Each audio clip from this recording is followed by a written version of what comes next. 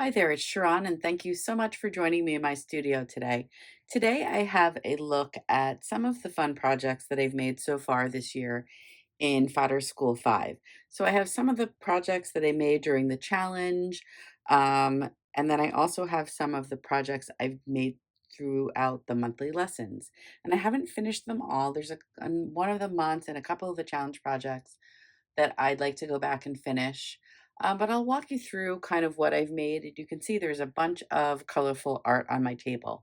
So I'll go ahead and clear these out of the way and just give you a peek at the things I made in the challenge and then some of the projects that we've made each month in Fodder School 5.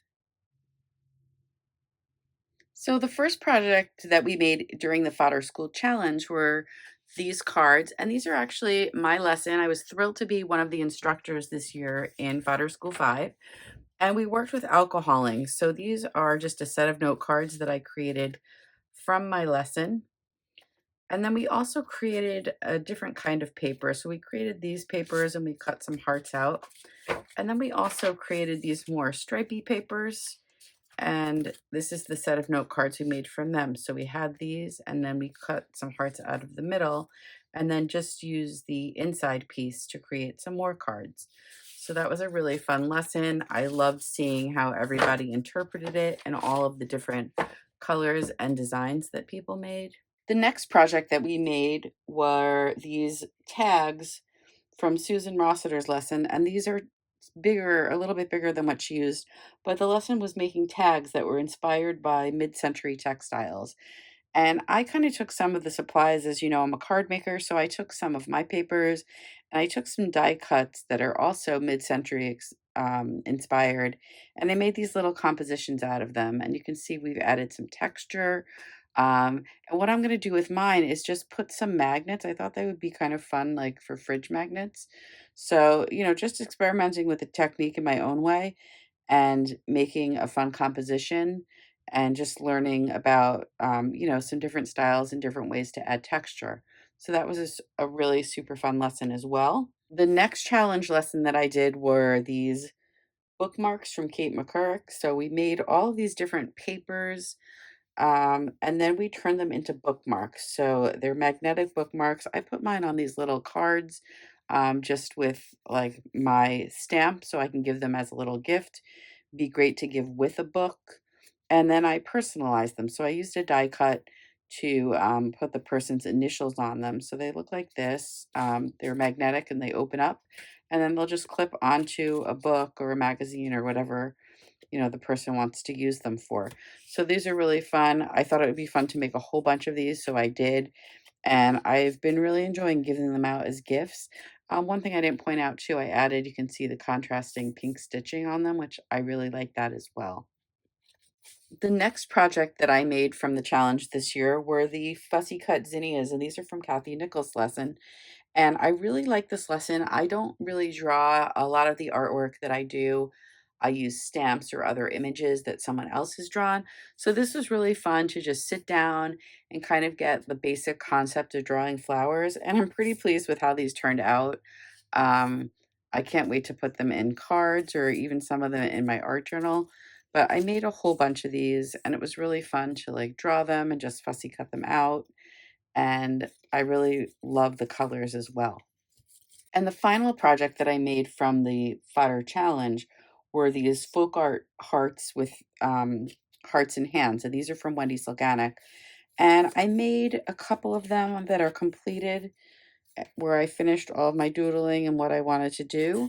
So that I can use these on other projects. But I did, while I was doing it, cut out a whole bunch of other hands out of the papers that I made. So I'm going to keep these, throughout the year and I can put messages on them or doodle on them or take them to art club or take them somewhere, even on vacation to work on with paint pens so I can finish decorating those. So these are all the projects just from the challenge.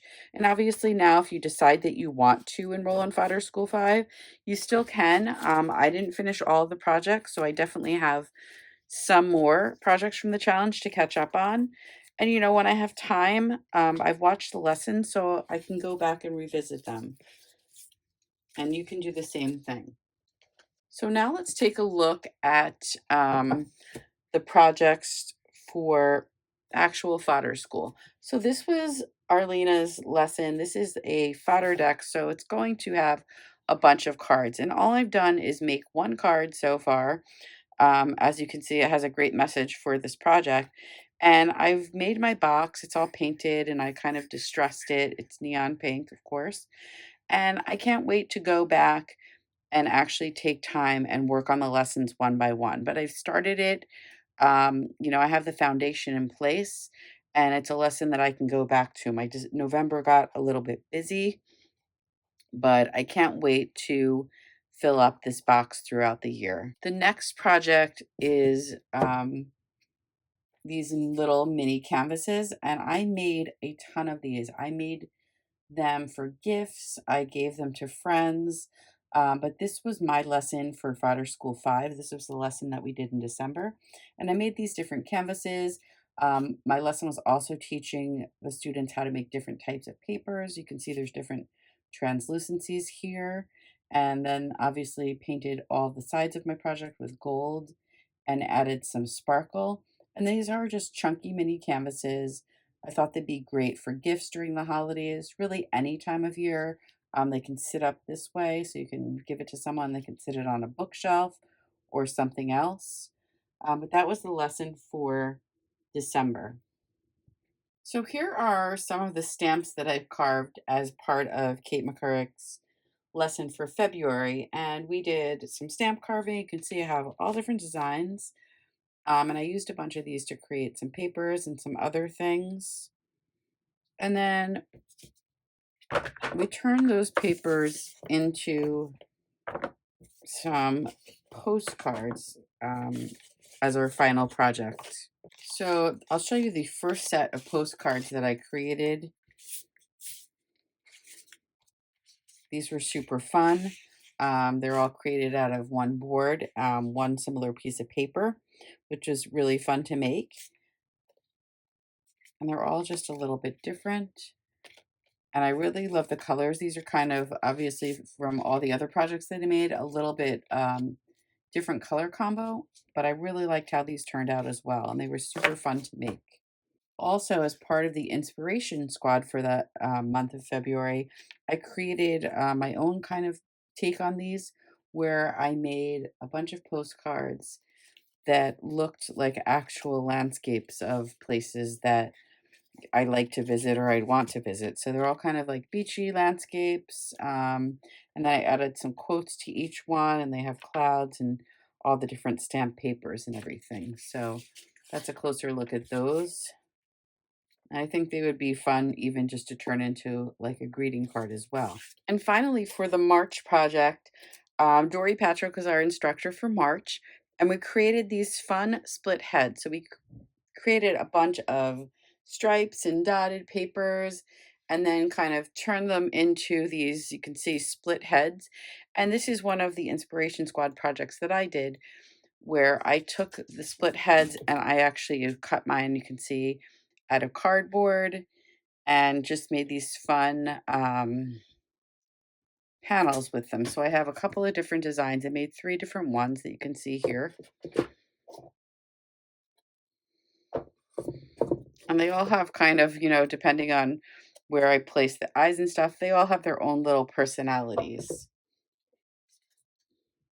The other project that I made, just inspired by these, using also the dot and stripe papers, was taking some die cuts that I had from my card making stash and using them to make these split abstract faces. So abstract hearts, obviously using all of my same papers and colors. And they were really joyful and really fun to make. And, something I probably wouldn't have thought about splitting them. And I really love the look of them and how they turned out. So I hope you enjoyed this little peek at all the projects that I made. I'll kind of pull some of these back in. So we have our March faces that I've made, my different postcards from February that are super cool, the mini canvas that was created in December as part of my project, and obviously the fodder decks, which I did start and make the box, but I'll keep working on that throughout the year. But just in a few months, I have a bunch of really fun art. I enjoy the process of making each and every one of these projects. And I hope if this is something of interest to you, you'll check out Fodder School 5. I'll put a link in the caption below if you're interested.